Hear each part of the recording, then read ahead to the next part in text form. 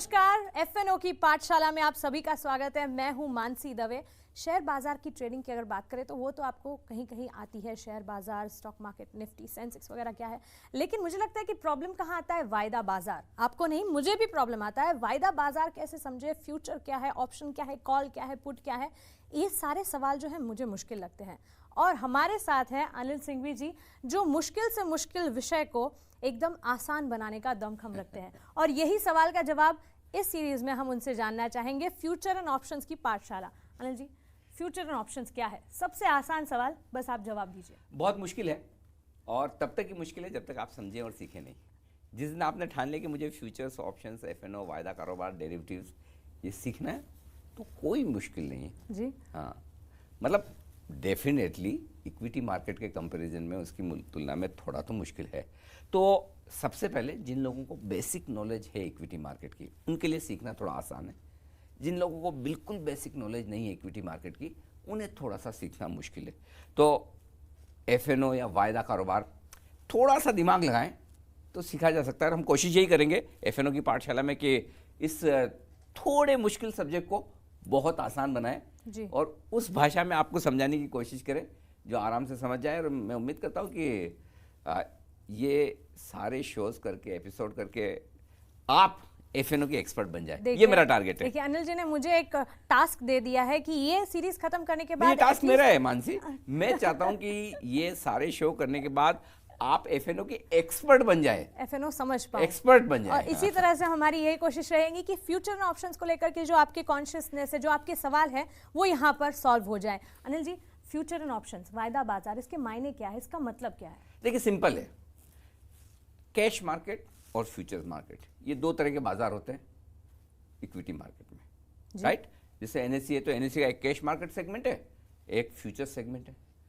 BSc का एक cash market का सेगमेंट है, दूसरा डेरिवेटिव्स का सेगमेंट है। फ्यूचर्स एंड ऑप्शंस, जिसे हम डेरिवेटिव्स भी कहते हैं या वायदा कारोबार कहते हैं।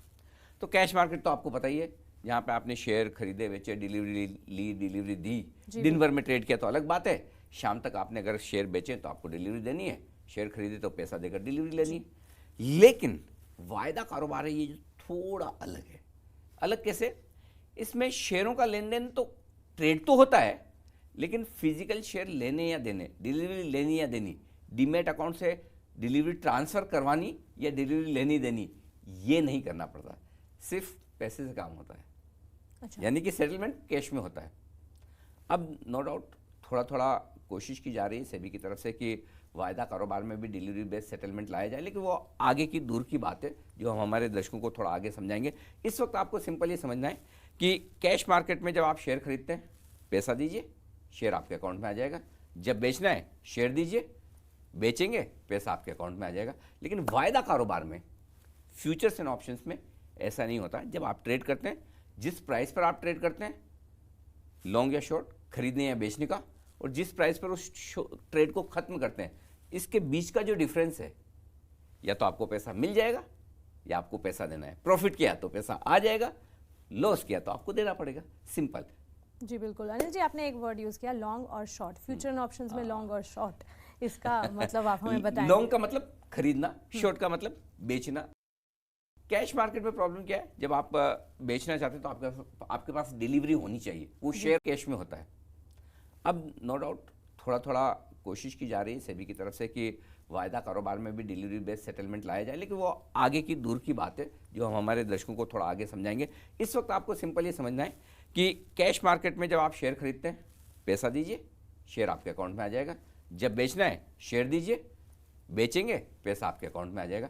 लेकिन वायदा कारोबार में, फ्यूचर्स एंड ऑप्शंस में ऐसा नहीं होता। जब आप ट्रेड करते हैं, जिस प्राइस पर आप ट्रेड करते हैं, लॉन्ग या शॉर्ट, खरीदने या बेचने का, और जिस प्राइस पर उस ट्रेड को खत्म करते हैं, इसके बीच का जो डिफरेंस है, या तो आपको पैसा मिल जाएगा या आपको पैसा देना है। प्रॉफिट किया तो पैसा आ जाएगा, लॉस किया तो आपको देना पड़ेगा। सिंपल। जी बिल्कुल। अनिल जी, आपने एक वर्ड यूज किया, लॉन्ग और शॉर्ट। फ्यूचर एंड ऑप्शंस में लॉन्ग और शॉर्ट, इसका मतलब आप हमें बताएं। लॉन्ग का मतलब खरीदना, शॉर्ट का मतलब बेचना। कैश मार्केट में प्रॉब्लम क्या है? जब आप बेचना चाहते हैं तो आपके पास डिलीवरी होने चाहिए, नहीं है तो बेचेंगे कैसे?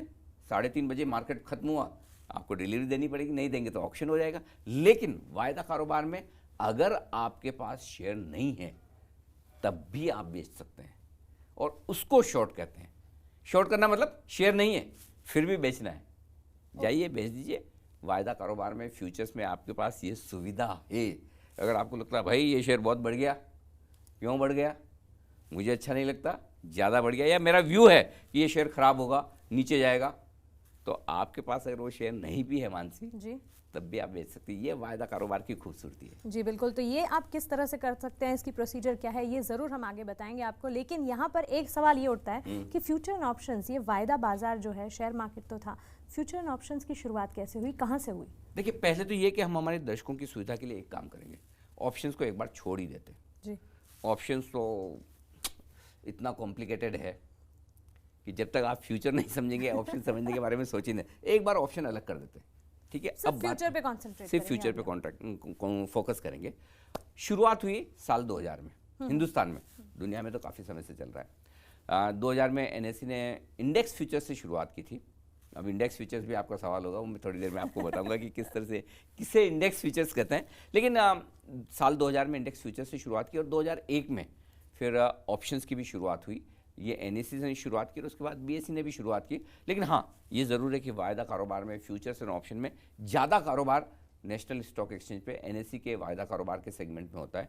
बीएसई पर भी है लेकिन थोड़ा कम है। तो कुल मिलाकर आप कह सकते हैं कि लगभग 17-18 साल पुराना है वायदा कारोबार हिंदुस्तान में। हाँ, उसके पहले बहुत पुराने ज़माने में, मेरे ज़माने में जब रिंग हुआ करती थी 92-93 में, फिजिकल स्टॉक मार्केट जब हुआ तब भी अलग अलग तरह के ऑप्शंस ट्रेड हुआ करते थे। अलग उसके बड़े टिपिकल नाम होते थे, जोटा और फाटक और इस तरह के, वो बड़े टिपिकल है, जो समझ सकते हैं वही समझ सकते हैं। लेकिन हाँ, इस इतिहास बहुत पुराना है। इतिहास बहुत पुराना है कि वायदा कारोबार मतलब सदियों से चला आ रहा है। सिर्फ ये है कि अभी जो वायदा कारोबार हम देख रहे हैं एक्सचेंजेस पे, वो वायदा कारोबार आपका थोड़ा सा स्ट्रक्चर्ड है, तरीके से है, ट्रांसपेरेंट है, बस उतना ही फर्क है। आज हम इनसे जानेंगे कि एफएनओ फ्यूचर्स वायदा कारोबार की जब हम बात करते हैं, अनिल जी, मैंने अखबारों में पढ़ा है कि काफी रिस्की ट्रेड है ये। जब वायदा कारोबार में तुम कहाँ नहीं है मानसी जब यहाँ पर आप निवेश करने की कोशिश करते हैं तो कई लोग बर्बाद हो गए। ये रिस्क की वजह क्या है और इसे किस तरह से टैकल किया जाए? अगर आपको तैरना नहीं आता तो आप पूल में कूदेंगी? जी बिल्कुल नहीं। और नहीं, बिना सीखे कूदेंगी तो फिर डूबेंगी। बस यही एफएनओ में भी है। प्रॉब्लम एफएनओ की नहीं है। देखिए, अगर आपको प्लेन उड़ाने के लिए दे दिया जाए और प्लेन क्रैश कर जाए तो गलती आपकी है या प्लेन की है? मेरी गलती है, क्योंकि आपको नहीं आता। सिंपल। सेम उसी तरह से गलती वायदा कारोबार की नहीं है। जो लोग बिना सोचे समझे, बिना पढ़े लिखे, बिना इसको जाने पहचाने करेंगे तो फिर ये दिक्कत तो आने वाली है। और फिर हम ब्लेम क्या करते हैं, अरे वायदा कारोबार में लोग बर्बाद हो गए, डूब गए, मर गए, रोड पर आ गए। ऐसा कुछ नहीं है। हाँ, अगर आप बिना तैयारी के, बिना सोचे समझे, बिना पढ़े लिखे करेंगे तो ये तो होना पक्का है। और ये किसी भी काम में होना पक्का है, वायदा कारोबार की ट्रेडिंग ही नहीं, किसी भी काम में। तो सिंपल ये है कि करने के पहले सीखे। ये है ना, on the job training type वाला मामला नहीं है कि करते करते सीख लें। इससे पहले सीख लें, फिर इसमें कूदें, फिर करें, फिर लॉस करें और उतना ही लॉस करें जो आपको सिखाता रहे, और उसके बाद फिर से ट्रेड करने के लिए जिंदा रहें। जी बिल्कुल। तो ये फॉर्मूला है वायदा कारोबार में शुरुआत करने का। जैसे कि अनिल जी ने बोला, पहले आप सीखें और फिर इसमें कूदने की कोशिश करें। वायदा कारोबार ऑन द जॉब ट्रेनिंग बिल्कुल नहीं है। अनिल जी, मुझे एक बात बताइए, ट्रेडर्स और इन्वेस्टर्स, हम हर बार सुनते आते हैं कि ट्रेडर्स और इन्वेस्टर्स में एग्जैक्टली फ़र्क क्या होता है? बहुत फ़र्क है। ठीक उसी तरह से जैसा T20 प्लेयर और टेस्ट मैच के प्लेयर में। ओके। आपको T20 में हार्दिक पांड्या दिखेंगे और टेस्ट मैच में चेतेश्वर पुजारा दिखेंगे। क्या आप शॉर्ट टर्म लॉन्ग टर्म की बात कर रहे हैं? एब्सोल्युटली। वायदा कारोबार का काम सिर्फ दो तरह से वायदा कारोबार होता है। एक तो ये कि प्योरली ट्रेडिंग के हिसाब से, जो आमतौर पर लोग मानते हैं, और दूसरा होता है हेजिंग के लिहाज से, यानी कि आपका कोई इन्वेस्टमेंट है, उसकी आप सुरक्षा करना चाहते हैं, जो हम थोड़ा आगे वाले एपिसोड्स में बताएंगे। तो ये दो तरीके से वायदा कारोबार का किया जाता है। पहले हम आमतौर पर जो हमारे दर्शक ट्रेडिंग के लिहाज से सोचते हैं वो बताएं। तो इसमें सिंपल है कि जब आप वायदा कारोबार में ट्रेड करते हैं तो आप इन्वेस्टमेंट के बारे में नहीं सोच रहे। ओके। सिर्फ और सिर्फ ट्रेडिंग के बारे में सोच रहे। तो ट्रेडिंग की आपकी वो माइंडसेट होनी चाहिए। है ना। क्या होता है, ट्रेडर के लिए कुछ स्किल्स चाहिए, कुछ समझ चाहिए, कुछ डिसिप्लिन चाहिए कि कब आपको एंटर करना है, कब एग्जिट करना है, कितना लॉस करना है, कितना स्टॉप लॉस होना चाहिए, कितनी क्वांटिटी में करना है, एक दो ट्रेड में लॉस हो जाए तो रुक जाना है। ये 50 चीज़ें होती है ट्रेडिंग में, मतलब ज़्यादा नहीं, हम 25-50 एपिसोड कर सकते हैं इतना सब कुछ है। लेकिन शॉर्ट में जो मैं बताऊं तो आमतौर पर जो इन्वेस्टर्स वायदा कारोबार में, आमतौर पर जो ट्रेडर्स, मैं वायदा कारोबार वालों को इन्वेस्टर कहता ही नहीं। अच्छा वो है ही नहीं इन्वेस्टर, एक्चुअली नहीं वो है। इन्वेस्टर्स नहीं, ट्रेडर्स ना, वो ट्रेडर ही है, 100% ट्रेडर ही है। तो जो ट्रेडर्स है वो ट्रेडर ही हैं और शॉर्ट टर्म ही सोच रहे हैं। मतलब एक महीने की एक सीरीज होती है, अगर महीने भर का भी व्यू ट्रेडर ले ले तो बड़ी बात है। वायदा कारोबार में तो हालत ऐसी है ट्रेडर्स की कि अभी से लेके सुबह से लेके दोपहर तक, दोपहर से लेके शाम तक या 3:30 बजे तक ट्रेड हो जाए, ख़त्म। रात को क्यों पोजीशन रखनी, नेक्स्ट डे नया देखेंगे। सो कंप्लीटली ये ट्रेडर्स के लिए ज़्यादा है बजाय इन्वेस्टर्स के। है अगर इन्वेस्टर्स के लिए तो वो बहुत बड़े इन्वेस्टर्स, म्यूचुअल फंड्स, एफआईज, वो हेजिंग के लिहाज से इसे इस्तेमाल करते हैं, जो हम आगे बात करेंगे। अच्छा, तो मतलब आप ये कहना चाहते हैं कि अगर वायदा कारोबार में निवेश करना है तो एक ट्रेडर की तरह सोचना है, ना कि एक इन्वेस्टर्स की तरह। जैसे एक शॉर्ट टर्म के लिहाज से हमें जिसको इन्वेस्ट करना है वो कैश में पूरे पैसे दे, डिलीवरी खरीदे, अपने डीमेट अकाउंट में ट्रांसफ़र करें, सालों साल रखे, पैसा बनने दें, शेयर पर नज़र रखें, कंपनी सब ठीक ठाक कर रही है, और जब तक आपको लगता है ठीक ठाक कर रही है, शेयर ऊपर नीचे हो, घबराए नहीं और आराम से 2 साल, 3 साल, 5 साल, 10 साल उससे पैसा बनाए। वो इन्वेस्टर है जी। या तो मिनटों मिनटों वाला खेल है, तो यहाँ इन्वेस्टर का सवाल ही नहीं, सबके सब ट्रेडर हैं।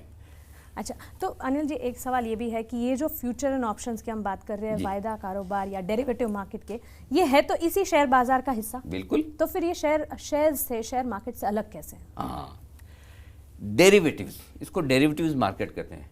डेरिवेटिव्स मतलब क्या, डिराइव करना।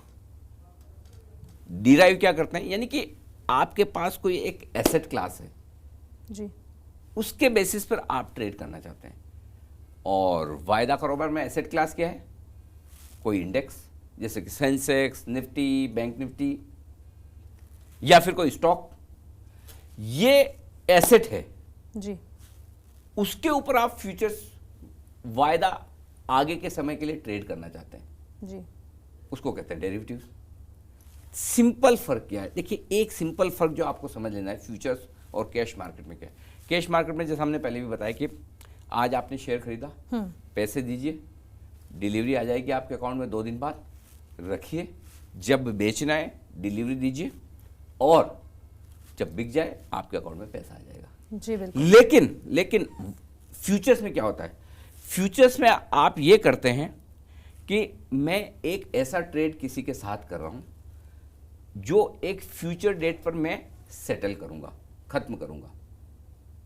ठीक है, आज नहीं, आज मैंने आपके साथ, सपोज मैंने एक ट्रेड ऐसा किया कि मैं आज 950 रुपये में आपसे रिलायंस खरीद रहा हूँ, आप रिलायंस बेचें, और मैं ये कहता हूँ मेरे पास पूरा 10 दिन का, 15 दिन का, 1 महीने का टाइम है जी। ये सीरीज़ है, इस सीरीज़ के पहले पहले मैं जब चाहूँ वापस बेच सकता हूँ। तो ये उस तरह का एक फ्यूचर डेट का ट्रेड होता है जो दोनों ही तरह के इन्वेस्टर्स, दोनों ही तरह के ट्रेडर्स, खरीदने वाले और बेचने वाले करते हैं। थोड़ा कॉम्प्लिकेटेड है, बस बेसिकली ये समझ लीजिए, जब आप इन्वेस्ट करते हैं आज की डेट के लिए ट्रेड कर रहे हैं, जब फ्यूचर्स में ट्रेड करते हैं, ऑप्शन हम आगे बताएंगे, जब आप फ्यूचर्स के लिए ट्रेड करते हैं तो आगे की डेट के लिए ट्रेड करते हैं। वायदा कारोबार को हम समझ रहे हैं, डीमैट अकाउंट, ट्रेडिंग अकाउंट, ये शेयर बाजार में सुना है। एफएनओ में डीमैट अकाउंट होता है, ट्रेडिंग अकाउंट होता है, किस तरह से ट्रेडिंग होती है? देखिए ट्रेडिंग अकाउंट तो जरूरी है, और ट्रेडिंग अकाउंट अगर आपके पास सिर्फ कैश मार्केट का है तो आपके पास एफएनओ मार्केट का अलग से ट्रेडिंग अकाउंट होना जरूरी है। ओके। मोस्टली ज्यादातर ब्रोकर्स जो मतलब इन दोनों के अकाउंट्स अलग अलग हैं, सेगमेंट्स अलग अलग हैं, और जरूरी नहीं कि एक ही ब्रोकर सारे सेगमेंट्स को आपको दें ट्रेड करने को। तो आपको अगर सिर्फ कैश मार्केट में ट्रेड करना है तो कैश मार्केट का अकाउंट होगा, वायदा कारोबार में ट्रेड करना है तो एफएनओ का एक अलग अकाउंट होगा। ट्रेडिंग अकाउंट आमतौर पर आप दोनों ही तरह के ट्रेडिंग अकाउंट एक ही ब्रोकर से खुलवा सकते हैं, वो कोई दिक्कत की बात नहीं। हाँ, एक फ़र्क है, और फ़र्क वो ये है कि अगर आप कैश मार्केट में ट्रेड कर रहे हैं जी, तो आपके लिए ज़रूरी है कि आपके पास डीमैट अकाउंट हो। लेकिन अगर आप एफएनओ में ही ट्रेड करना चाहते हैं तो डीमैट अकाउंट की ज़रूरत बिल्कुल नहीं है। तो गौर करने वाली बात है कि अगर आप शेयर मार्केट में ट्रांजैक्शन करना चाहते हैं तो डीमैट अकाउंट की जरूरत है। आगे चलते हुए एफएनओ में आगे चलते हुए जब सेबी कुछ शेयरों में, कुछ वायदा कारोबार के शेयरों में डिलीवरी सेटलमेंट लेकर आएगी, थोड़ा कॉम्प्लिकेटेड है, हम आगे समझाएंगे, तब शायद हो जाए कि डीमैट अकाउंट खुलवाना पड़े। लेकिन अभी आज की तारीख में अगर आपको सिर्फ और सिर्फ वायदा कारोबार में ट्रेड करना है, एफएनओ में ट्रेड करना है, डीमैट अकाउंट की जरूरत नहीं। हाँ, ट्रेडिंग अकाउंट होना चाहिए, बैंक अकाउंट होना चाहिए, वो तो जरूरी है। कैश मार्केट के लिए डीमैट अकाउंट की जरूरत है, एफएनओ में सिर्फ अगर आपको निवेश करना है तो डीमैट अकाउंट नहीं चाहिए। अनिल जी, कॉन्ट्रैक्ट क्या है? Contract agreement, simple. अच्छा, तो अगर फ्यूचर एंड ऑप्शंस की बात करें, वायदा बाजार की बात करें, उसमें कॉन्ट्रैक्ट लेना पड़ता है। कॉन्ट्रैक्ट तो बड़े महंगे होते हैं। हाँ, बिल्कुल होते हैं, और कॉन्ट्रैक्ट का नाम सुनते ऐसा लगता है कि हम कोई बड़ा काम करने जा रहे हैं। जी बिल्कुल, है ना? वैसे ऐसा है नहीं, सिंपल। कॉन्ट्रैक्ट का मतलब क्या है? जब आप कैश मार्केट में ट्रेड करते हैं, इन्वेस्ट करते हैं, तो आप एक एक शेयर में ट्रेड कर सकते हैं। एक शेयर खरीदा, एक शेयर बेचा। लेकिन वायदा कारोबार में शेयर एक एक ट्रेड नहीं होता, कॉन्ट्रैक्ट ट्रेड होता है, जिसे आमतौर पर आप ये कह सकते हैं कि अलग अलग सीरीज के कॉन्ट्रैक्ट होते हैं। अब आपका सवाल ये भी आएगा कि सीरीज क्या होती है? क्या है? हाँ, तो जैसे हर वक्त वायदा कारोबार में किसी भी स्टॉक में 3 सीरीज चालू रहती है। इस महीने की सीरीज, अगले महीने की सीरीज और उसके अगले महीने की सीरीज। अच्छा, मतलब अगर ये मई चल रहा है तो मई, जून, जुलाई। तो हम मई को कहते हैं करंट मंथ सीरीज, तो वो करंट मंथ कॉन्ट्रैक्ट हो गया। जून को कहेंगे हम next month series, next month contract हो गया। और जुलाई को कहेंगे हम फार मंथ सीरीज, यानी कि तीसरे महीने का कॉन्ट्रैक्ट हो गया। तो जो जिस महीने में आप ट्रेड कर रहे हैं, आप मई के महीने में जुलाई भी ट्रेड कर सकते हैं, जून भी ट्रेड कर सकते हैं। तो जो महीने का आप जिस सीरीज का आप ट्रेड कर रहे हैं उसको आप कॉन्ट्रैक्ट कहते हैं, कि मैं मई का कॉन्ट्रैक्ट ट्रेड कर रहा हूँ, जून का कॉन्ट्रैक्ट ट्रेड कर रहा हूँ, जुलाई का कॉन्ट्रैक्ट ट्रेड कर रहा हूँ। अच्छा, तो सीरीज और कॉन्ट्रैक्ट कमोबेश एक ही बात है। अच्छा, तो ये कॉन्ट्रैक्ट में कितने शेयर्स होते हैं? हाँ, अब हर एक कॉन्ट्रैक्ट में आपको जब ट्रेड करना होता है तो वो लॉट्स में ट्रेड करना होता है। लॉट्स, उसको लॉट कहते हैं। अनिल जी, सुना तो था कि लॉट खरीदे, लॉट बेचे। हाँ, तो उसमें ऐसा है कि जैसे आप कैश मार्केट में एक शेयर खरीद सकते हैं, एक बेच सकते हैं जी। वायदा कारोबार में ऐसा नहीं है, हर एक का लॉट साइज फिक्स है। जैसे कि निफ्टी का 25 का लॉट है या 50 का लॉट है। स्टॉक्स का हर एक का अलग अलग लॉट साइज हो सकता है, किसी का 200 शेयरों का होगा, किसी का 500 शेयरों का होगा। आमतौर पर जो नियम बने हुए हैं इस वक्त, तो सेबी ने नियम यह बना रखा है कि किसी भी कॉन्ट्रैक्ट की लॉट साइज जो है उन शेयरों की संख्या और उनकी मार्केट वैल्यू, ये मिलाकर 5 लाख रुपए के आसपास होनी चाहिए। ओके, लॉट साइज की वैल्यू मिलाकर के 5 लाख। क्या? हाँ, तो जब 5 लाख के आसपास की, से सपोज कोई शेयर 100 रुपए का है, ठीक है, और उसकी लॉट साइज बनानी है तो 5000 की लॉट साइज होगी जी, ठीक है, तो 5 लाख का अप्रोक्सीमेटली लॉट वैल्यू हो गया। अब ऐसा तो है नहीं कि शेयर 100 का 100 पे ही रहेगा जी। हो सकता है कुछ दिनों में 125 हो जाए, 150 हो जाए, या कुछ दिनों में 50 रह जाए, तो वैल्यू 5 लाख से कम भी हो सकती है, ज़्यादा भी हो सकती है। तो आमतौर पर 5 लाख के आसपास लॉट साइज रखने की कोशिश की जाती है। समय समय पर सेबी और एक्सचेंज इसको रिव्यू करते हैं। अगर किसी के वैल्यू बहुत बढ़ गई लॉट की तो उनकी लॉट साइज को थोड़ा छोटा कर दिया जाता है, किसी की बहुत कम हो गई तो थोड़ा बढ़ा दिया जाता है। कुछ शेयर ऐसे हैं जिनकी लॉट साइज 20 से 25,000 की भी है, और कुछ शेयर ऐसे हैं जिनकी लॉट साइज सिर्फ 50 की है, तो उनकी वैल्यू ज्यादा होगी, इसलिए लॉट साइज कम है। एग्जैक्टली। और जो निफ्टी फ्यूचर्स हैं या जो बैंक निफ्टी फ्यूचर्स हैं, जो इंडेक्स फ्यूचर्स हैं, उनकी लॉट साइज 25 की भी है, 50 की भी है, तो वो तो आप आराम से 25 में भी ट्रेड कर सकते हैं। बड़े लिक्विड भी होते हैं, आराम से बड़ी संख्या में ट्रेड होता है। तो लॉट साइज का मतलब ये कि आपको मिनिमम उतनी क्वांटिटी तो खरीदनी और बेचनी है। सपोज रिलायंस का लॉट साइज समझिए 150 शेयर का है जी, ठीक है। अब रिलायंस का 150 शेयर का लॉट साइज है। अगर आपको कैश में खरीदना हो रिलायंस तो आप 2 शेयर भी खरीद सकते हैं, 5 भी खरीद सकते हैं। लेकिन वायदा कारोबार में खरीदना बेचना है तो मिनिमम 150 खरीदना पड़ेगा, मिनिमम 150 बेचना पड़ेगा। लेकिन वो 150 उतने पैसे देने पड़ेंगे या हाँ, नहीं? पैसे उतने नहीं देने पड़ते हैं। हाँ, यही तो क्योंकि वायदा अगर कारोबार की कॉन्ट्रैक्ट है, लॉट है खूबसूरती। कैश मार्केट में और वायदा कारोबार में यही सबसे बड़ा फर्क है। कैश मार्केट में जितना आप खरीद रहे हो उतना पूरा का पूरा पैसा देना होना, इसमें सिर्फ और सिर्फ थोड़ा सा मार्जिन देना होता है। इसी वजह से लोग कैश मार्केट के बजाय वायदा कारोबार में ट्रेड करते हैं। लेकिन प्रॉफिट और लॉस जो है वो आपके पूरे कॉन्ट्रैक्ट साइज पर होता है। भले आपने समझिए आपके पास 150 शेयर का लॉट है रिलायंस का, उसकी वैल्यू 14 लाख रुपए है, ठीक है। तो आपसे पूरे 14 लाख नहीं लिए जाएंगे अगर आप खरीद रहे हैं तो। सिर्फ मार्जिन, सिर्फ 20%, 15%, 25% अलग अलग मार्जिन होता है अलग अलग शेयर का, वो लिया जाता है। और उसके बाद जो हम आगे थोड़ा विस्तार से मार्जिन बताएंगे, अलग अलग तरह के मार्जिन होते हैं, span margin, initial margin, mark to market margin और पता नहीं क्या क्या तरह के मार्जिन, ठीक है। मतलब ब्रोकर भी कंफ्यूज हो जाते हैं, इतने मार्जिन आते हैं। लेकिन सबसे ज़्यादा अहमियत वाला होता है M2M, यानी कि मार्क टू मार्केट लॉस या प्रॉफिट वाला मार्जिन, वो हम आगे बताएंगे। लेकिन कुल मिलाकर ये है कि आपको जब वायदा कारोबार में आप ट्रेड करते हैं फ्यूचर्स में, तो आपको पूरे पैसे नहीं भरने, थोड़े मार्जिन, बस मार्जिन दिया, आपका कॉन्ट्रैक्ट खड़ा हो गया, आपकी पोजीशन ओपन है, जब आपको वापस क्लोज करनी। अच्छा, आप चाहें तो पहले शॉर्ट भी कर सकते हैं, पहले बेच भी सकते हैं, बाद में खरीद सकते हैं। ज़रूरी नहीं कि पहले खरीद के ही बेचना है।